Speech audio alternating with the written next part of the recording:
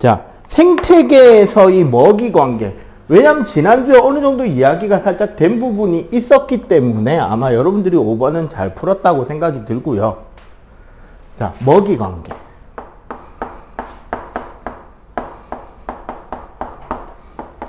먹이 사슬. 간단하게 말해서 먹이 사슬이란 생산자, 소비자, 여기에 이제 소비자 1차, 소비자 2차,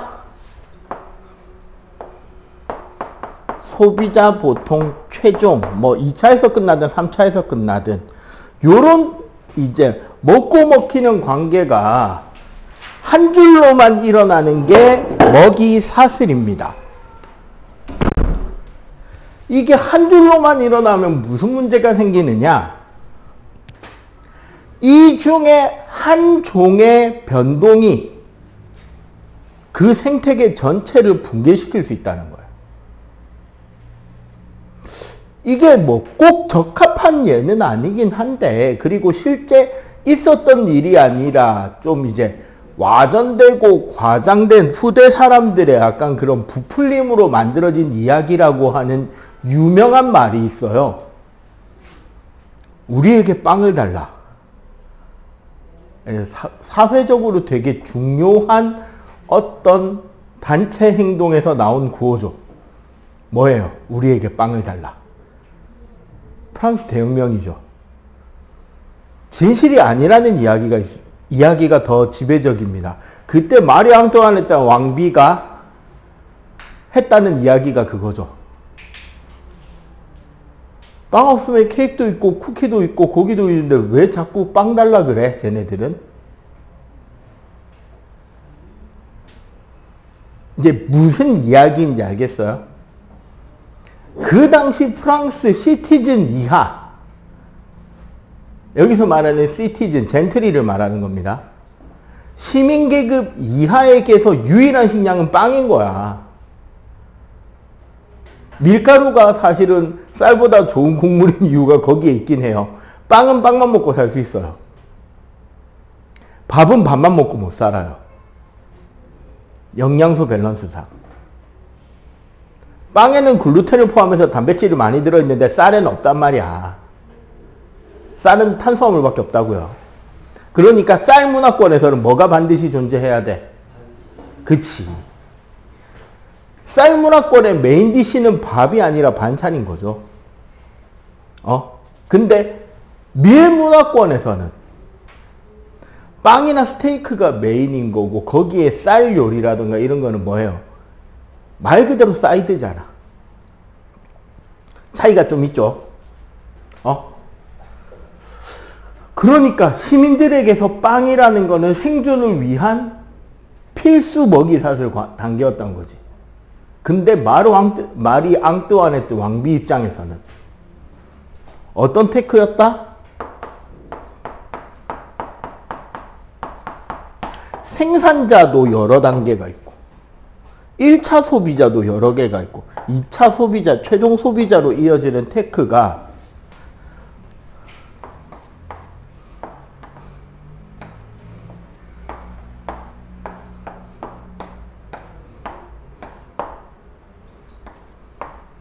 막 이렇게 꼬여 있다는 거지. 이렇게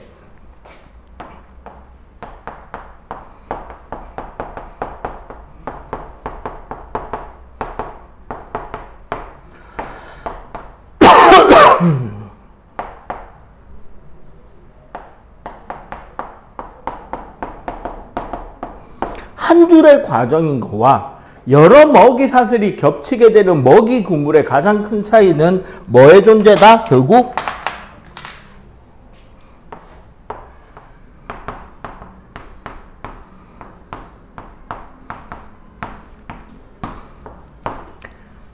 그 생물을 대체할 수 있는 녀석들이 뭐한다? 존재한다라는 거야. 예를 들어서 봐봐. 그냥 요 한 줄만 한번 써볼까요? 풀, 메뚜기, 개구리, 뱀. 맞지? 한 줄이지. 여기서 메뚜기가 없어지면 어떻게 될까요?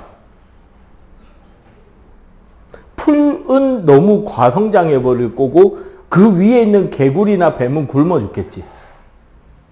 그지? 근데 여기는 풀 1, 풀 2, 풀 3, 풀 4, 풀도 졸라 많고 메뚜기, 방아깨비, 여치, 뭐 또 풀 뜯어먹는 게 뭐 있을까? 나바. 여러분들 그 누에 나방이 그 뽕나무잎 갉아먹잖아. 그게 양자먹이잖아. 뭐 배추애벌레 이런 거. 풀 뜯어먹는 곤충들도 많겠죠? 곤충을 잡아먹는 동물도 한 두세 가지 되면 참새 이렇게. 뭐 최종 소비자도 한 두세 가지 돼. 이런 생태계는 갑자기 메뚜기가 멸종했다고 무너지나요? 메뚜기 말고 여치도 있고 방아깨도 있잖아. 귀뚜라미도 있고. 맞죠? 그러니까 대체제의 존재는 한 종의 변화가 생태계 전체에는 영향이 없다고는 못하는데 그 영향이 상당히 어떻다?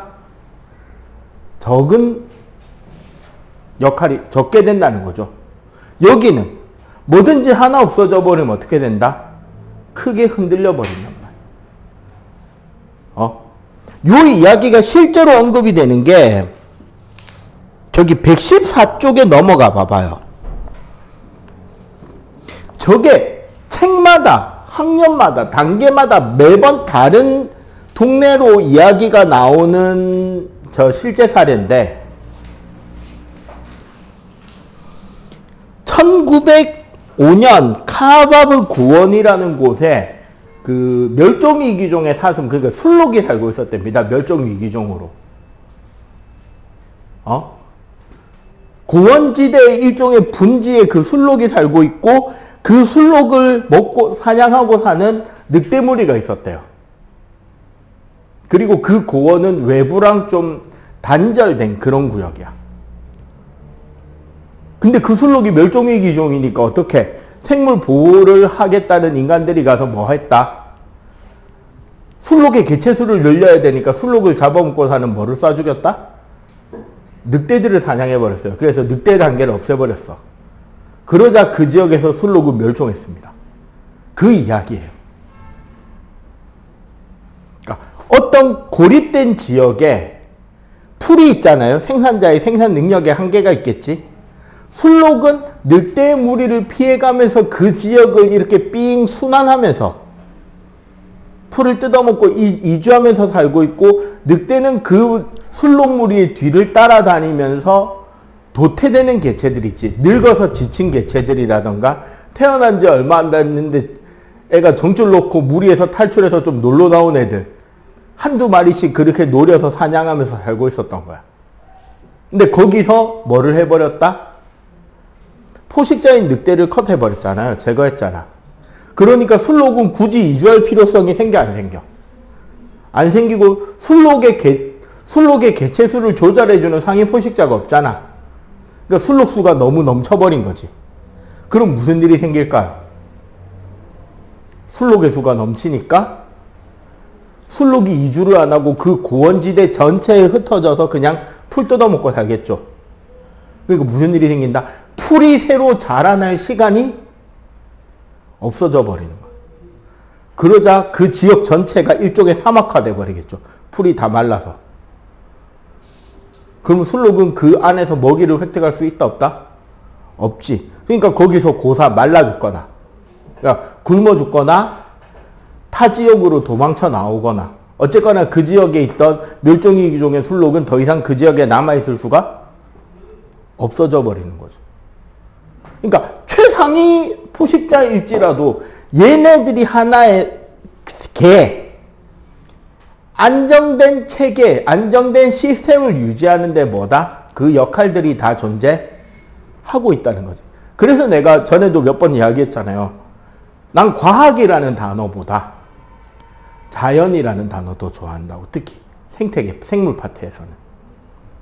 스스로 자자에 그러할 여자. 가만히 놔두면 어떤 붕괴도 일어나지 않습니다. 누구의 욕심만 들어가지 않는다면 인간. 응? 아이러니하게 대한민국에서 가장 생태계 보존이 잘 된 곳이 어딘지 알아? DMZ예요. 나 진짜 기대하고 있는 거. 언젠가 남북 통일 돼도 DMZ는 DMZ째로 국립공원도 그대로 남겨줬으면 좋겠어. 진짜 그 안에는 생태계 살아있단 말이야. 그러니까 최소한의 그 도로, 남북 도로만 연결하면 좋을 것 같아. 그러니까 사람이 길을 뚫고 생태통로를 뚫는 게 아니라 생태계를 최대한 살릴 수 있는 범위 안에서 사람이 길을 뚫어야 된다고. 남북을 연결해야 될 필요성이 많아지더라도 최대한. 그랬으면 좋겠어요. 왜냐면 선생님이 군생활한 데가 휴전선 제일 끝다리였거든. 휴전선 전체에서 육군이 방어하는 부대 중에 제일 서쪽 끝. 경기도 파주에 있다 왔거든요. 그 국가대표 축구 그 훈련장 있는 거기 앞에 부대가 선생님이 있던 부대야. 예, 그 강 건너가 북한이고. 우리 옆에는 이제 해병대 애들, 강화도 해병대 애들이고. 딱 거기 있다 왔는데, 거기로 지금 우리나라의 뭐, 예를 들어서 되게 귀중한 어류 자원들 중, 거기에만 올라오는 그거도 있습니다. 물고기도 있습니다. 그리고, 중국의 한 시인은 그 물고기의, 그 생선의 살맛을 보고, 아주 예찬을 했죠. 죽음과 맞바꿔도 좋을 맛이다. 그 보거 중에 제일 비싼 보거가 우리나라에서 유일하게 임진강에만 올라옵니다. 황복이라고 눈이 팅팅한 그 보건대 강으로 올라와요. 알로로. 나도 아직 못 먹어봤습니다. 비싸서. 어쨌거나 거기 말고 뭐 물론 고라니가 좀 많이 뛰댕기긴 하지만 야 우습게 소리가 들릴지 모르겠지만 진짜 그렇게 옵니다.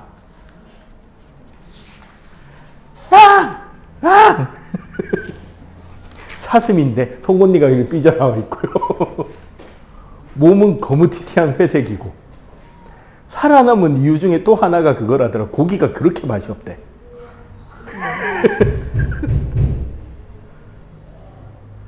중국 쪽엔 그래도 모피 쓴다고 좀 많이 사장한 것 같은데 전 세계적으로 멸종위기종, 대한민국에서는 유해종. 왜? 원래 태생이 만주, 중국 북부, 한반도 여기만 사는 생물인데 중국에서는 이제 사냥당해서 많이 없어졌고 전 세계 고라니의 95%는 한반도에 살고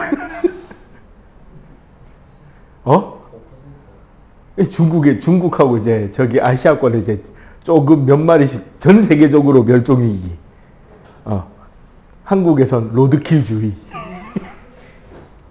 내가 마지막으로 본 게 고속도로예요. 부산에 있는. 저기 부산시 외곽고속도로라고 김해에서 금정산 뚫고 저기 철마라고 기장 쪽으로 이렇게 연결되는 고속도로 있거든. 그 고속도로에 내려와서 뛰고 있더라. 어떻게 철조망을 넘어 들어왔는지는 모르겠는데 차로 7번.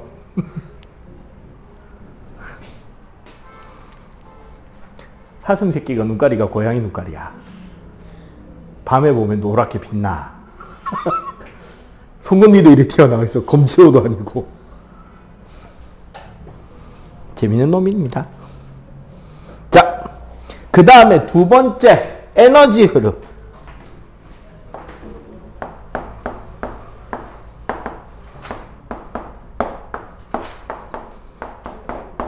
자, 항상 같이 봐야 되는 게 에너지 이동 과정과 물질 이동 과정인데요. 우리 먹이사슬에서 지난주에도 이제 우리가 어느 정도 단계는 이야기했는데 생산자가 하는 일은 뭐예요? 생산자가 에너지적으로 하는 일이 뭐야?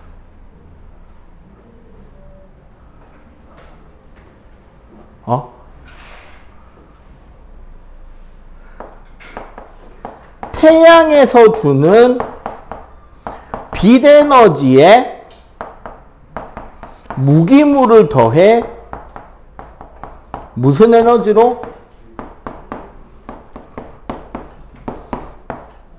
화학 에너지를 생산해내는 애들이잖아요.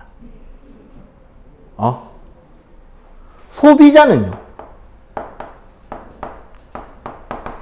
소비자의 역할은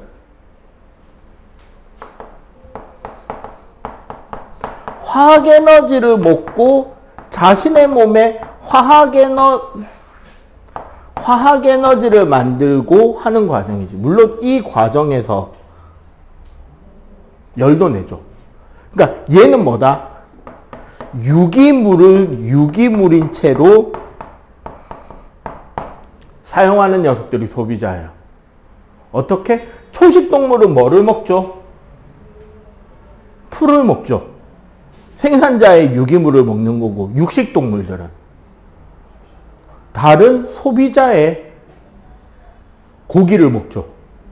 인간은 다 먹죠. 쌈 싸 먹잖아. 맞지? 분해자는요? 분해자의 역할은 생산자나 소비자의 사체에 남아있는 유기물을 분해해서 무기물로 자연에게 환원시키지.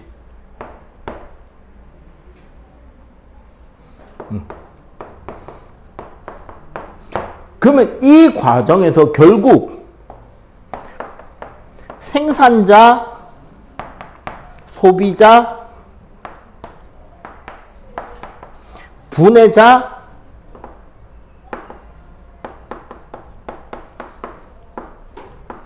환경, 생산자로 신세계 이동은 뭐가 되죠? 지금 물질 이동 경로가 되지.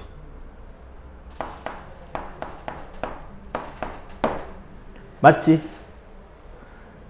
물질 자체는 생산자, 소비자, 분해자, 환경으로 계속 로테이션 돼서 돌잖아. 순환이라고요. 그래서 물질은. 근데 에너지는 보세요. 에너지는 어떻게 이동할까요? 생태계 안에서.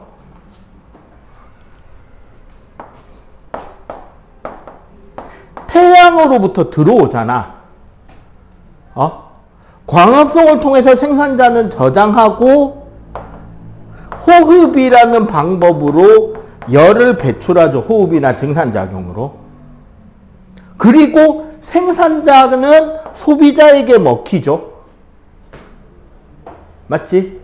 이 과정에서 소비자도 역시 호흡이라는 상태로 열을 배출하고요. 생산자의 사체나 소비자의 사체는 분해자에게 있어서 들어오고 얘도 호흡이라는 형태로 열 에너지로 방출하죠. 그러면 결국 에너지 흐름은 어디서 어디로 이어진다? 태양의 빛 에너지가 생태계에 들어와서 결국 호흡의 형태로 방출되고 끝나버리잖아. 에너지는 흐름인 게 뭐다? 결국 태양에서 생태계로 들어와서 열 에너지로 방출되고 얘는 생태계 안에서 끊임없이 뭐 한다? 순환하게 된다라는 개념인 거지. 알겠어요? 열 에너지는 한쪽으로만 진행되고 에너지는 한쪽으로만 통행하고 물질은 내부에서 순환한다라는 개념인 거죠. 오케이? 자, 그리고 마지막이 피라미드입니다. 어디까지 나오나? 여기까지 나오나?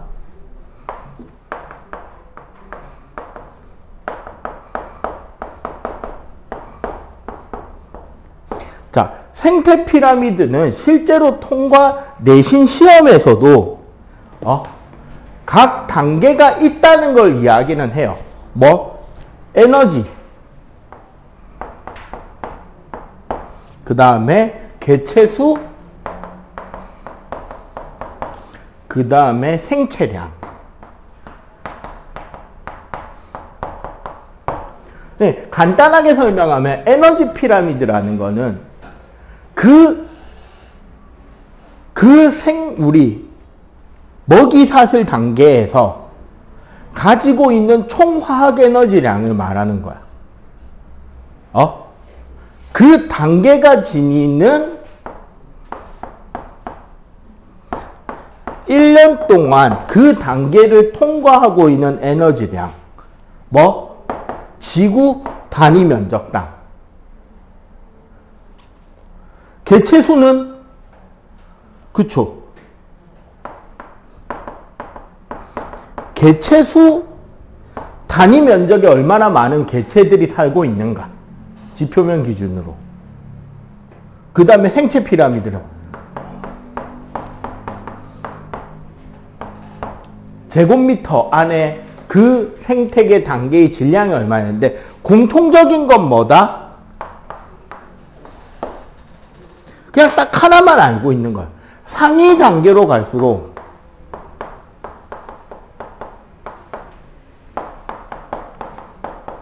어떻게 된다? 그냥 단순하게 감소한다는 거야.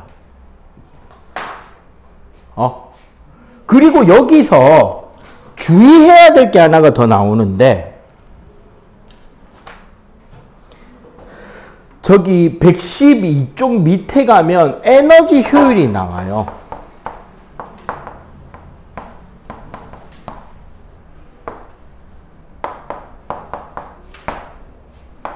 (112쪽에) 있는 에너지 효율이라는 개념이 있는데 이거는 상위로 갈수록 감소하는 거 아닙니다. 감소하는 것처럼 보일 수 있는데 그때그때 다를 수 있는 유일한 값이에요. 왜냐하면 에너지 효율이란 뭐냐면 이거야. 예를 들어서 1차 소비자의 에너지 효율은 생산자 총 에너지 대비 자기가 지금 얼마나 에너지를 가지느냐. 2차 소비자의 효율은 1차 소비자 대비 자신이 얼마나 지금 에너지를 남겨서 저장하고 있느냐가 되잖아. 근데 이거 올라가는 과정에서 비슷하거나 유지되거나 오히려 증가하는 단계가 뭐 할 수 있다? 나올 수도 있다라는 거야. 무조건 감소하는 건 아니야. 이 양 자체 있죠. 에너지량, 개체수량, 생체량은 올라갈수록 무조건 감소해야 돼. 그렇게 생각하면 돼. 야, 코끼리가 하루에 먹는 풀량이 얼마나 될까요? 코끼리가 1년 동안 처먹어야 되는 풀량은 얼마나 될까요? 코끼리가 평생 동안 처먹는 풀떼기 양은 얼마나 될까요? 그거를 받쳐주려면 무조건 어떻게 돼야 돼? 에너지량이든 개체수든 질량이든 하위 단계는 상위 단계보다 무조건 커야 되잖아. 그래야지 그게 유지가 되잖아, 안정적으로. 그런데 효율 자체는 어떻다? 단계별로 무조건 꼭 그렇게 된다라는 보장은 있다, 없다? 없다라는 거야. 그래서 이 부분에서 실수들이 많이 나오더라고, 그동안 지도해 보니까. 오케이? 자, 요거 빨리 정리하시고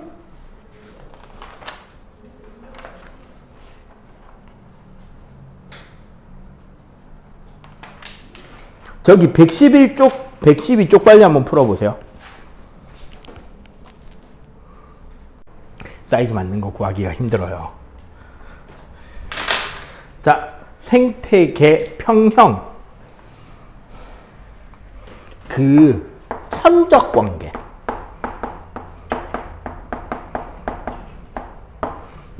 천적 관계라는 거는 포식과 피식의 관계를 말해요.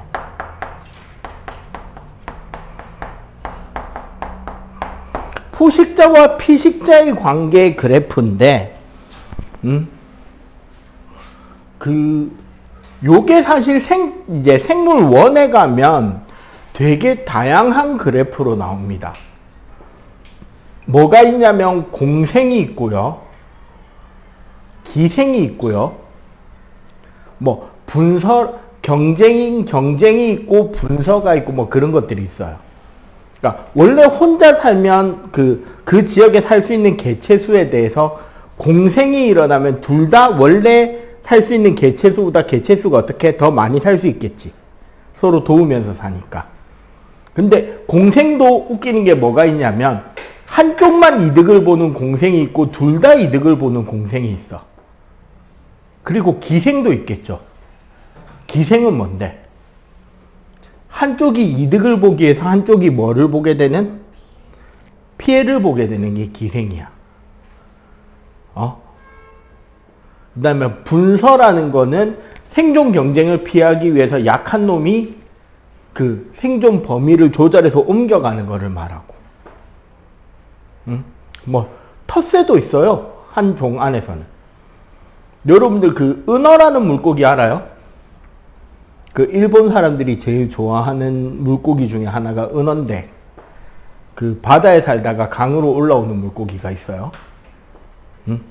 그 보통 강에서 잡는데, 그 은어의 낚시 방법이 정말 웃기죠. 은어를 낚기 위한 미끼로는 은어를 씁니다. 은어 낚시의 미끼는 은어예요. 이게 텃새라는 성질을 쓰는 거거든. 같은 종 안에서 일어나는 건데, 그러니까 고양이도 살짝 그게 있어. 집고양이가 길고양이가 되는, 마당고양이가 길고양이가 되는 케이스가 그거예요. 고양이들은 자기 사냥터가 있어요. 영역이. 그러니까 지 땅이 있는 거야, 쉽게 말해서. 근데 문제는 호기심 때문에 그 영역 주변을 들락거린단 말이야. 그럼 넘어가서 만약에 넘어가면 그 땅 주인인 고양이가 와서 싸움을 하겠지. 이기면 상관없는데 지게 되면 도망을 가야 되잖아. 도망칠 때 깜짝 놀라서 우리 집 쪽으로 도망을 오면 그냥 놀러 갔다 온 건데, 실수로 반대로 튀면 어떻게 된다? 새로 도망간 거기서 또 싸워야 돼. 또 싸우고 하면 들어오는 방향으로 도망을 치는 게 아니라 어떻게 돼? 자꾸 집에서 밀려나지, 밖으로. 그럼 여기로 못 들어오는 거야. 은어는 어떻게 낚냐면, 은어 주둥이하고 지느러미 쪽에 이렇게 낚싯줄을 꿰어서 꼬리 지느러미 옆에 낚싯바늘이 연결되게 실을 꿰요. 그래 놓고 그 살아있는 상태의 은어를 낚싯줄에 꿰서 강에다가 이렇게 던져놔. 그럼 얘가 막 헤엄치면서 원래 돌에 붙어 있는 물이끼를 뜯어먹으니까 그거 뜯어먹으러 가겠지. 그러면 원래 그 물이끼 사냥터를 가진 원래 그 자리 은어가 있잖아. 씨발 여기는 내 땅이야 하면서 막 공격하려고 할 거 아니야. 이 미끼로 꿰어져 있는 은어를. 그러다가 낚싯바늘에 걸리는 거야. 갑자기 끼어든 놈 공격하다가 지가 낚싯바늘에 걸려서 세트로 딸려 올라온다고. 그러면은 새로 잡혀 올라온 놈 집어넣고 또 얘를 아까 던진 데 말고 다른 쪽에다 대충 던져놔. 그럼 얘가 막 헤엄치고 돌아다니면 또 그 동네 주인이 와서 야 여기가 어디라고 하면서 막 공격하려다가 낚싯바늘에 띡 걸리는 거야. 그럼 또 낚여 올라와. 그럼 애가 지치잖아. 그럼 지친 놈은 따로 풀어주고 싱싱한 놈 다시 한 놈 꺼내서 묶게. 그리고 또 던져.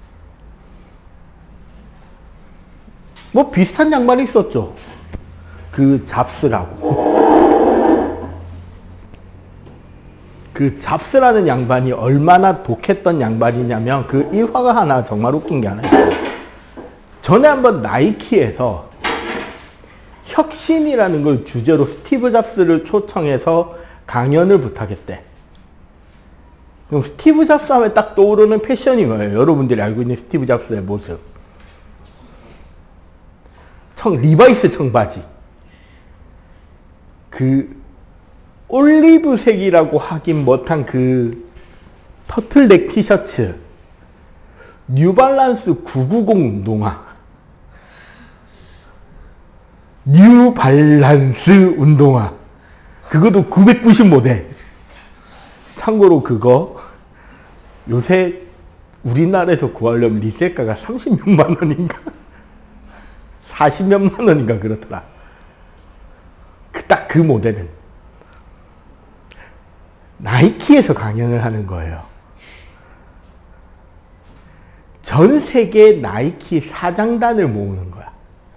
매장 사장들 말고 국가별 나이키 코리아 사장, 나이키 프랑스 사장, 나이키 차이나 사장 이런 식으로 그 사람들만 다 모아놓고 혁신이라는 게 뭔지에 대한 강연을 하겠다고 나이키의 좀 높은 양반들만 잔뜩 모아놓고 강연을 하는 자리에 뉴발 신고 나가겠다는 거야. 저기 나이키 신어주시면 다른 거 안 된대. 진짜 나이키 강연에 뉴발 신고 올라갔습니다.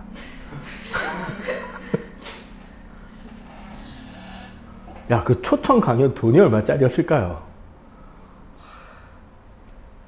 야, 나이키에서 잡스를 불러다가 사장들한테 특강을 맡긴 거야. 1시간짜리. 뉴발 신고 올라갔습니다. 무대. 그 이야기 했대요. 아무리 혁신하지만 브랜드로서 가져야 되는 아이덴티티를 포기해서는 안 된다. 일부러 더 뉴발 신고 왔대. 스티브 잡스라고 딱 했을 때 떠오르는 아이덴티티가 있지 않냐. 그게 상황이나 장소나 금전적인 것들 때문에 바뀐다면 그거는 그 브랜드로서의 가치가 떨어진다. 그래서 내가 더 구두를 신어도 되고 나이키를 신어줄 수도 있는데 일부러 이거 신고 왔다.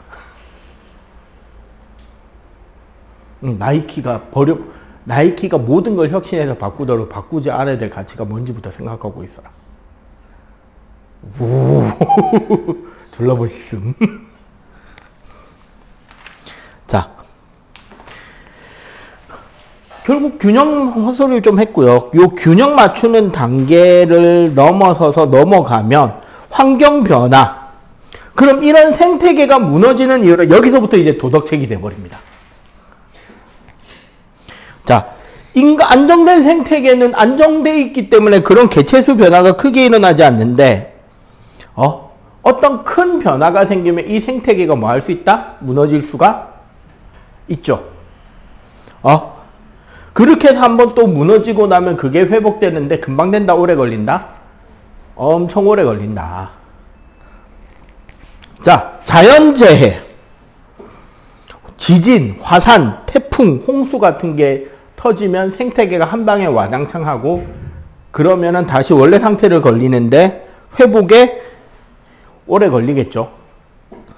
그리고 이거 못지않은 파괴, 인간의 활동, 벌목, 개발, 환경오염, 과도한 화석연료, 기후가 바뀌고 더 이상 동해안에서 명태를 보기 힘들어지고 좀 있으면 오징어도 원래 우리가 먹던 그 화살 오징어는 보기 힘들어질걸요? 그 요즘에 그 무늬 오징어나 갑오징어 이런 것들이 막 많이 잡히고 유행하는 이유 중에 하나가 뭐냐면 원래 우리가 알고 있는 요 뾰족한 오징어, 창꼴뚜기라고 부르는 이 화살 오징어류가 우리나라 부근에서 더 이상 많이 안 잡혀서 그래요. 왜? 걔네들은 차가운 바다에 사는 오징어거든. 무늬오징어는 그 약간 통통하고 이렇게 약간 날개도 이런 그런 거는 좀 따뜻한 바다에 사는 애들이란 말이야. 오징어 종류가 다른 거야, 애시당초. 그리고 더 이상 우리 명태 요즘에 살아있는 명태 잡아서 수산청에 갖다 주면 한 마리 50만 원입니다. 산채로 낚시해서 잡으면. 그 말이 뭘까요? 더 이상 대한민국 동해안에 살아있는 명태가 남아있는 게 거의 없다는 거야. 첫 번째가 뭐 포획과 남획도 있었겠죠. 그 어른들이 좋아하는 안주 중에 노가리라는 게 있습니다.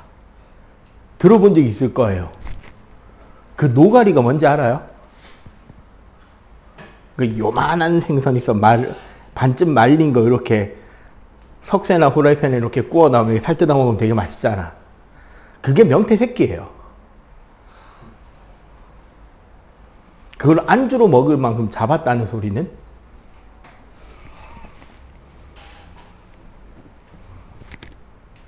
두 번째, 명태는 찬 바닷물에 사는 물고기입니다. 요새 TV나 이런 데 보면, TV나 유튜브나 이런 거 보면 우리나라 동해안, 뭐 울산이나 경주에서 출발해서 동해안에 삼치 잡고, 참치 잡고, 방어 잡고 낚시하러 나가는 그거 있거든요. 동해안에서 방어가 어떻게 잡히냐, 원래. 대한민국에 참치가 어디 있었냐? 근데 왜 잡힐까요? 따뜻한 바닷물이 그까지 올라온 거예요. 부산에 여기 부산 여기 가덕도 이쪽에서 잡히는 청개하고 지금 제주도에서 잡힌 블루크랩하고 다른 종일입니다. 알아봤는데 조금 다른 거래. 우리나라 여기 부산에 잡히고 있는 청개는 톱날꽃게고 제주도에서 잡히고 있는 거는 지중해산 그 리비아 쪽에서 잡히는 말 그대로 청개, 블루크랩, 청꽃게라 그러더라고. 종이 조금 다른 종이라 그러더라고. 근데 그거 따뜻한 바닷물에 사는 애예요. 사실은 여기 가덕도에 살고 있는 놈도 따뜻한 바닷물에서 사는 놈이긴 한데 어떻게 버티고 있는지 모르겠는데 적응해서 살고 있긴 한데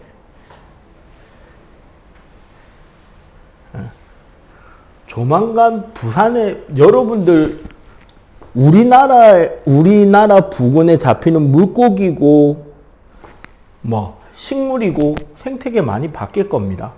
장점 하나는 있겠죠. 이제 우리는 진짜 졸라 맛있는 바나나를 먹을 수 있을 겁니다. 거제도에서 곧 키울 거거든요. 그거 알지? 우리가 먹는 바나나 어떤 거 따오는지 아냐? 노란색이라고는 찾아볼 수 없는 생초록색 바나나 따옵니다. 그거를 따서 들고 오면 바나나 내부에 있는 자체 효소로 나무에 안 매달려 있어도 익어요. 그래서 우리 바나나 이렇게 매달아 놓으면 저절로 색깔이 약간 연두색 비슷한 거 엄마가 마트에서 사오면 시간 지나면 노랗게 바뀌었다가 검은 점 생겼다가 뭉개지잖아. 그게 익어가는 과정이야. 후숙과일이라고. 근데 문제는 동남아 가서 바나나 먹으면 졸라 맛있죠. 왜? 야, 필리핀에서 바나나를 파는데 초록색 과일을 따다가 노랗게 된 뒤에 팔겠냐? 노랗게 된 거 따서 팔겠냐? 컨테이너를 싣고 오니까 그 기간 동안 익을 거 고려하고 녹색을 딴단 말이야. 근데 거제도에서 바나나를 키워서 따면 더 익혀서 팔겠죠? 사실 그래서 선생님 어릴 때 사과의 주산지는 대구였습니다. 요즘 사회 시간에 사과의 주산지 어디라고 배우냐? 영주, 강원도 이러죠. 대구가 사과 주산지였다고. 야, 요즘에 보성에서 녹차 못 키워요. 더워서. 맞잖아. 그게 뭘 의미하는지 모르겠어요. 식물은 못 움직이잖아. 그러니까 적합한 온도가 그만큼 올라간 거야. 옛날 대구 날씨가 지금 강원도 날씨라고요. 기후가. 선생님이 어릴 때 겪었던 장마랑 요즘 여러분들이 겪는 장마는 다른 장마예요. 요즘에 우리나라 장마는 그게 무슨 장마야? 스콜이지. 열대성 집중강우. 1시간 만에 150mm 퍼붓고 홍수 나고 끝. 선생님 때 장마? 일주일이 뭐야? 열흘 동안 비가 옵니다. 운동화 말리는 거 포기하고 샌들 신고 학교 다녔다고.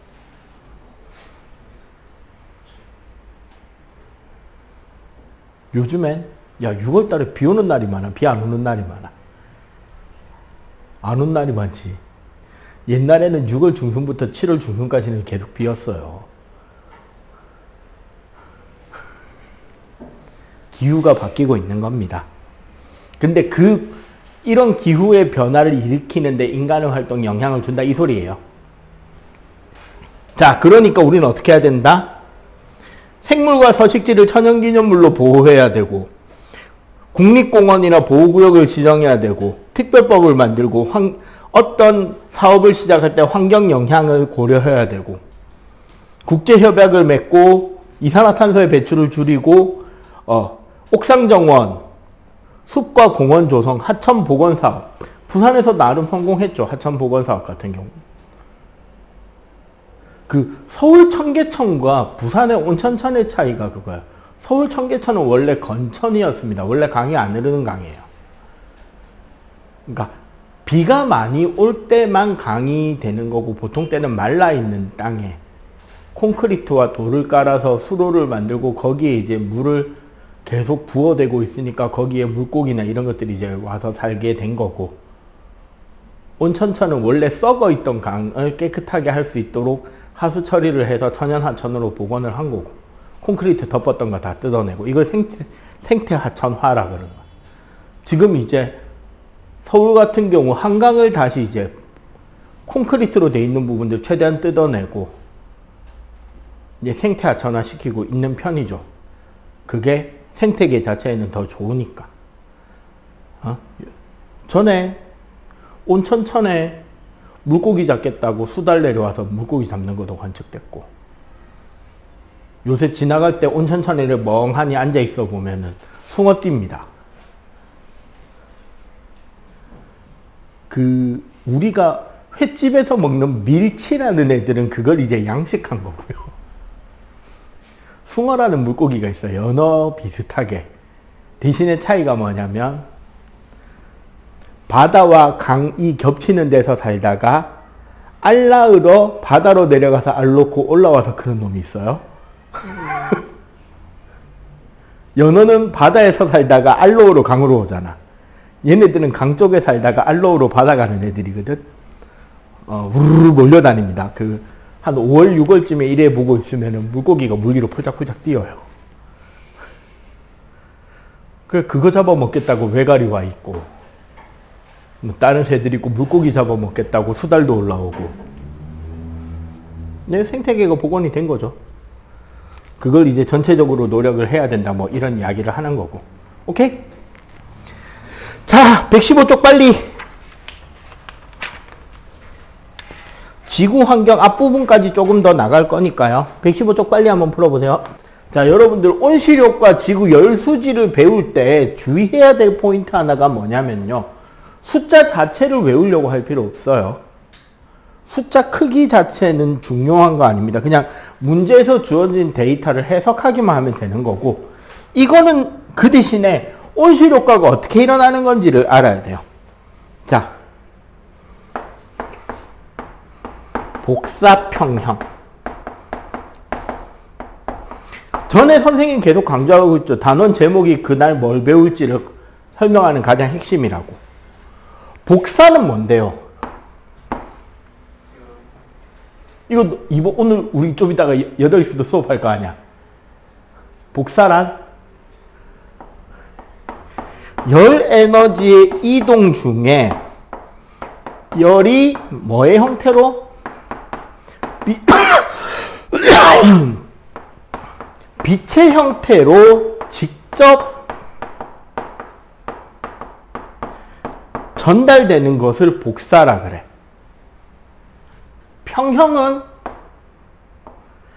평형이라는 말이 나오면 무조건 이겁니다.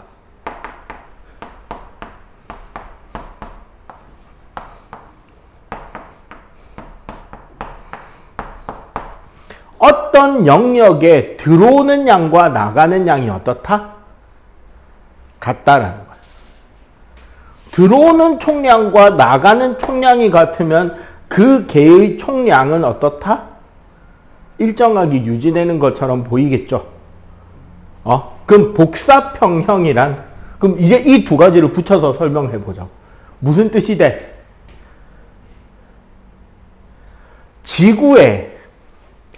지구로 밖에서 들어오는 에너지의 가장 대표적인 게 뭐야? 태양의 빛에너지, 즉 복사에너지잖아.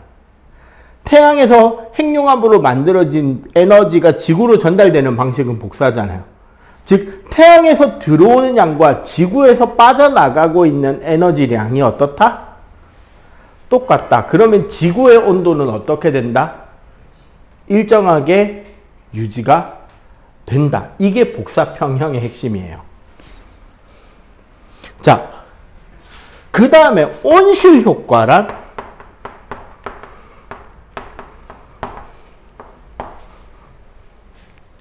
짧고 간단하게 말하면 지표면 복사 에너지가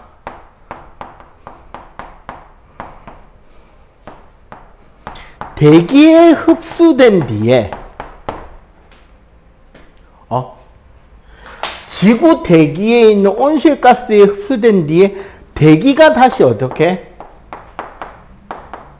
지표면으로 열 방출을 해버리는 거야. 그러니까 쉽게 말해서 여기서 갇혀서 빙빙 도는 열 에너지가 생겨난다라는 거야. 그럼 이미지적으로 설명을 할게요. 현재 지구에 만약에 온실 효과가 없다면 숫자는 우리 교과서에 나오는 숫자랑 조금 뭐 할 수 있다? 숫자 값이 디테일하게 똑같지는 않아요. 이렇게 생각하면 돼. 봐봐. 태양이 열수지라는 개념이 있어요. 열에너지 값을 숫자로 표시하는 거야. 디테일한 게 아니라 태양이 지구에다가 보내주는 에너지량을 100으로 잡고 생각하는 거야. 그럼 이 100의 에너지는 어떻게 되느냐? 지표로 흡수되는 게 50이고요. 대기가 흡수하는 게 20 정도 되고요. 지표와 대기에서 반사가 30이 돼요. 들어온 100은. 근데 온실 효과가 없잖아? 그럼 어떻게 된다? 지표가 내놓는 양은 얼마면 돼? 50이면 되지. 대기가 내놓는 양은 얼마면 돼? 20이라는 거지. 그러면 지구로 들어온 양도 얼마? 100. 어쨌거나 지구에서 나간 양도 100. 땅의 입장에서는 받은 양도 50, 내보내는 양도 50. 대기의 경우도 받은 양도 20, 내보내는 양도 20. 온실 효과가 없으면 딱 이렇게 될 거야. 그러면 모든 각 영역별로 평형은 유지가 됐죠. 이러면 지구 평균 기온이 몇 도가 돼야 되냐면 달이랑 같겠지. 그죠? 달의 연평균 기온이 몇 도쯤 될 거야? 참고로 지구는 15에서 20도 됩니다. 지구 전체의 평균, 연평균은. 달은 몇 도인지 알아요? 몇 도쯤 될까, 달은? 달은 온실 효과가 없잖아. 이번에 태양계에서 배우잖아요.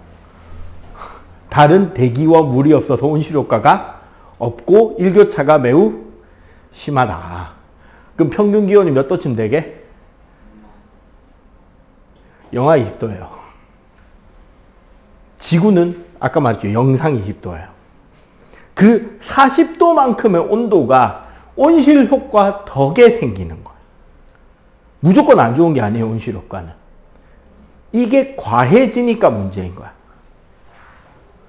그러면 온실 효과가 있는 그래프가 지금 우리 120쪽에 있는 그래프인데 대충 숫자는 비슷하죠. 봐봐. 120쪽에 보면 일단 여기는 똑같죠. 태양이 내놓고 있는 에너지는 100이에요. 이 100이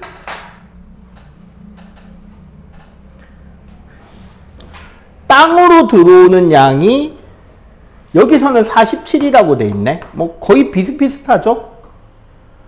대기에 흡수되는 게 23.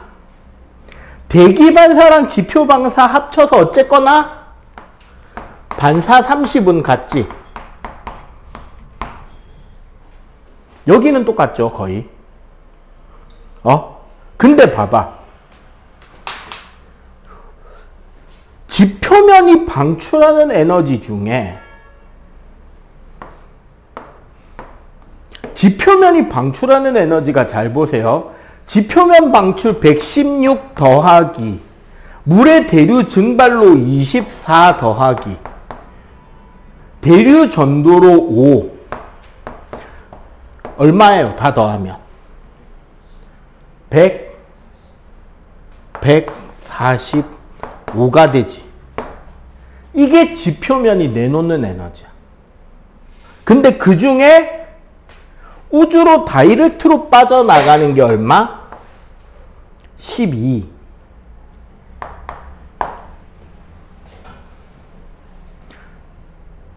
그러면 이거 과정에서 대기로 흡수되는 게 104 플러스 24 플러스 5 133이죠. 133이 어디가 흡수한다? 대기가 133을 흡수하고 얘가 다시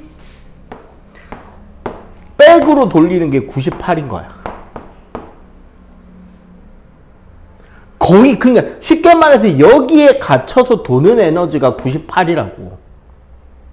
실제 지구가 흡수한 태양으로부터 흡수한 에너지보다 지구에 갇혀서 돌고 있는 에너지량이 더 많은 거야. 그냥 태양이 지구한테 쏴주는 에너지랑 비슷할 만큼의 에너지가 온실 효과로 지표로 되돌려지고 있다고. 그러고 나서 대기가 마저 58을 밖으로 뱉어줍니다. 그래서 바깥에가 100이 돼요. 그러니까 이런 거야. 얘한테 돈을 100원을 빌렸어. 그리고 얘한테 100원을 빌려서 얘한테 100원을 갚고 얘한테 다시 100원을 빌려서 얘한테 100원을 갚고 얘한테 100원을 빌려서 얘한테 100원을 갚았어. 지금 빌리고 갚고 졸라 잘하는 것 같은데 나한테는 100원이 계속 남아있죠. 한 박자 늦게 돌리는 거야.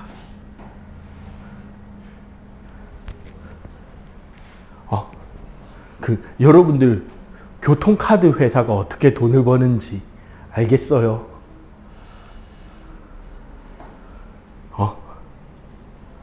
알겠어? 교통카드 어떻게 돈 벌고 있는지?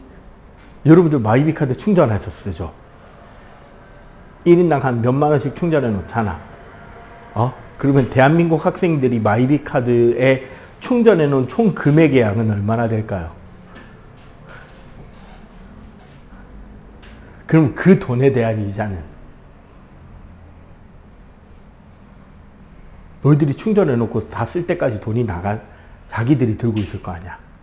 그리고 그거를 즉각 회사해 줄까요? 아니면 한 달 단위로 묶어서 계산할까요? 그 이자가 그 한 달이라는 시간 딜레이 동안 그 돈을 유통하는 금융회사는 그 돈을 자신들이 다른 데 투자하거나 해서 돈을 벌 수 있는 돈이 생기겠죠. 이자가 나오고. 그걸로 자기들 회사 수익을 얻는 거예요. 온실효과야 그냥 그것도. 미리 땡겨놓고 나중에 돈 준다니까. 그럼 그동안에 이자가 생길 거 아니야. 그걸로 돈을 벌 수 있다니까요. 카드 회사가 돈 버는 게 이거야.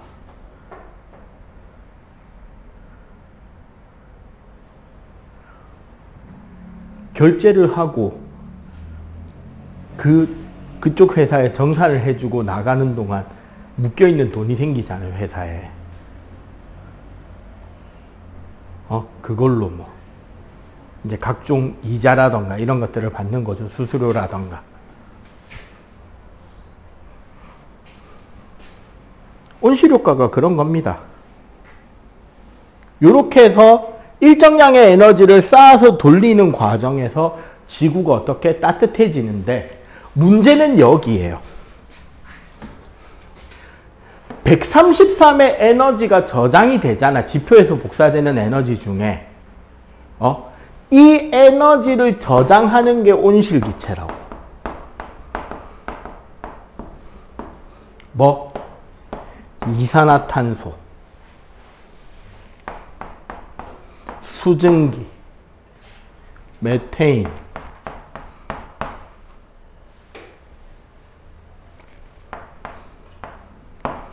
질소산화물. 물론 이거는 매연이기도 하지만, 그리고 프레온가스. 한 분자만으로 따지면 사실은 이산화탄소는 수증기나 메테인보다도 온실 기능은 떨어집니다. 단지 공기 중에 포함되어 있는 양이 이산화탄소가 수증기보다 압도적으로 많은 거고, 그러다 보니까 어떤 규칙성이 나타난다? 대기 중에 이산화탄소 농도가 늘어감에 따라서 지구 평균 기온이 같이 상승하는 게 늘어나고 있다. 근데 여기에 사실 과학자들이 숨기는 비밀이 하나 더 있습니다.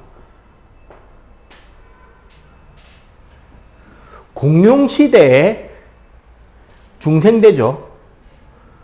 지구의 이산화탄소 농도는 지금보다 높았습니다. 그래서 공룡시대는 지금보다도 훨씬 지구가 더 따뜻했어요. 공룡이 석유 썼냐? 공룡이 뭐 온실효과 기체를 막 방출하고 다녔어? 물론 소가 숨쉬거나 트름하거나 빵꾸 낄 때 메테인이 나오긴 합니다. 근데 그것만으로 설명할 수 없단 말이에요. 그러니까 지금 지구가 온난화가 되어가는 과정이 인간 활동 때문인지, 혹은 그냥 지구 기후가 더워지고 있는 중일 뿐인 건지 확답할 수 있는 과학자는 없어요. 공룡은 석유 안 썼는데 공룡시대가 지금보다 이산화탄소랑 연평균 기온이 더 높았다니까. 그거 어떻게 설명할 건데? 그냥 지구가 일정한 주기성을 가지고 따뜻해졌다가 차워졌다가 뭐 빙하기도 왔다가를 반복하고 있고, 그 과정 중에 지금 그냥 빙하기가 끝나고 간빙기가 돼서 온도가 올라가고 있는 중일 수도 있다는 거예요. 근데 그럼 왜 이산화탄소를 절약해야 되고 환경을 보호해야 되고 어쩌고저쩌고. 간단합니다. 지구를 지키는 게 아니에요. 인간을 지키는 거예요. 그렇게 급격한 변화를 오게 되었을 때 인간 자체는 버텨낼 수 있을지 몰라도 우리가 우리의 삶을 영유하기 위해서 들어가야 되는 비용이 어떻게 된다? 지금보다 급증할 수 있다는 거예요.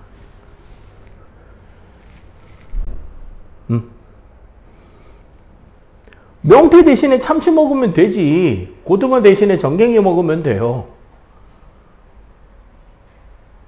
사막이 좀 더 너무 넓어져도 되죠. 바닷물 민물로 바꾸면 되잖아 하면서. 근데 그게 계속되었을 때, 가속화되기 시작할 때 혹은 이 변화가 자연적으로 일어날 변화가 인간 때문에 더 가속화된다면 우리 미래 세대는 그걸 위해서 얼마나 많은 에너지와 노력과 기술과 자본을 그리고 생명을 투자해야 될지 모르니까 우리는 그런 죄를 짓지 말자 정도에서 노력하자라는 겁니다. 오케이?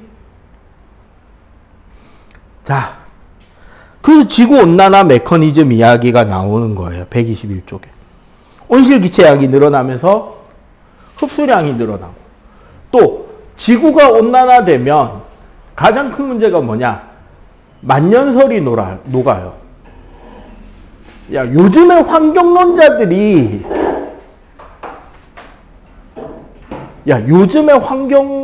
환경운동하는 사람들이 북극곰 개체수 가지고 시위하는 거 본 적 있냐, 최근에? 왜 없는지 알아? 늘었어요.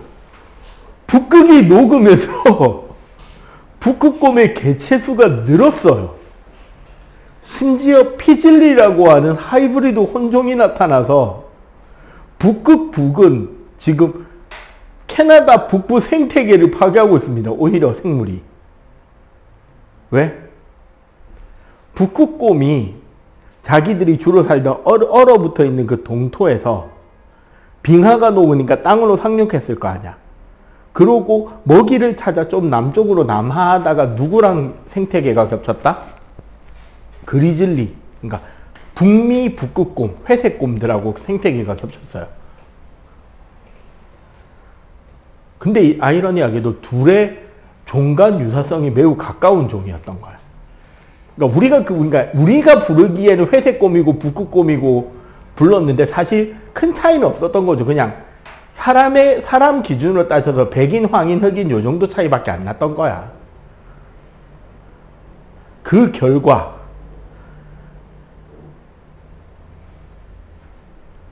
번식이 일어나 버립니다. 북극곰과 회색곰의 잡종이 태어나고 얘네들은 회색곰보다 더 피지컬이 좋은 곰이 태어나고 말았어요. 성질은 더 더럽고. 그리고 얘네들은 녹아있는 동토의 그 넓은 사냥터와 강을 뛰어노는 수많은 연어들을 쉽게 사냥하면서 개체수가 늘어버렸습니다. 우리나라 요즘에 베스, 블루길 이야기 많이 줄었죠. 왜? 얘네들 덕에 우리나라 멸종위기종 생물 한 가지가 개체수가 급증했거든. 사기라고. 외가리라고. 여기 다대포의 새우장가도 있어요. 외가리는. 학처럼 보이는 새들 있잖아. 바다에 있는데. 근데 딱 특징, 요 뒤통수 쪽에, 털이 좀 요렇게 좀 더 길쭉하게 난 애들이 외가리예요. 우리나라 강하천 생태계 최강 포식자입니다. 다 잡아먹어요. 근데 문제는 이 물고기들이 외래종이 처음 들어와서 한 몇 년 동안은 이제 우리나라 애들이 저걸 먹어도 되나 하면서 지켜보다가 오히려 공격을 당하기도 했는데 이제는 적당히 한 좋은 이제 생태계 경쟁자이자 좋은 먹거리로 보이기 시작하는 거야. 옆집 뚱냥이 아저씨가 저거 한 마리 잡아와서 얻어 먹어봤는데 맛있더라. 우리도 잡자 이러면서.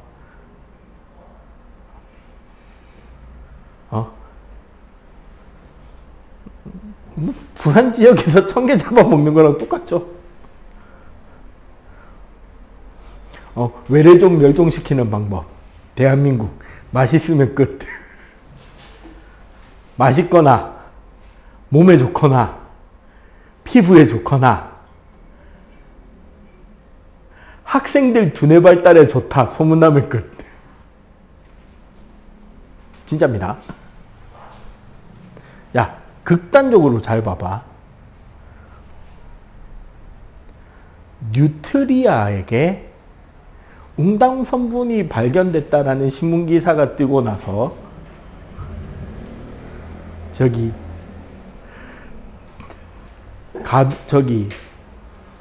명지 쪽 사시는 그 어부 뉴트리아 전문 킬러였던 분에게 최근에 들어오는 요청에 살아있는 것 좀 구해주세요가 웅담 성분이래잖아. 살아있는 거 암수 한 세트로 좀 구해주시면 하는 요청이 들어왔답니다. 조만간 양식하지 싶어요. 이거 맨 처음에는 고기로 먹고 뭐 피로 쓰려고 가져왔다가 사과는 팔 데가 없어가지고 그냥 방생해서 생태계에 풀려나서 생태계 교란종이다 뭐다 했는데 지금은 얘 때문에 천연기념물의 개체수가 회복되었고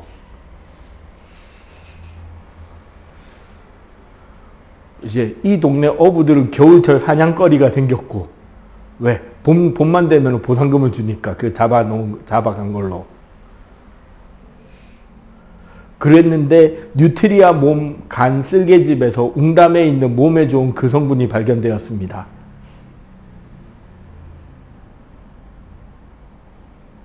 근데 얘는 쥐잖아. 설치류잖아. 설치류의 특징 금방 자라고 한 번에 낳는 새끼 수가 많아요. 한 생태 주기도 짧아요. 번식시키면 양식한다 치면 야 막말로 바선생 몸에 학생들 두뇌 발달에 좋은 성분이 발견되었다. 대한민국에서 바선생이 과연 살아남을 수 있을까요?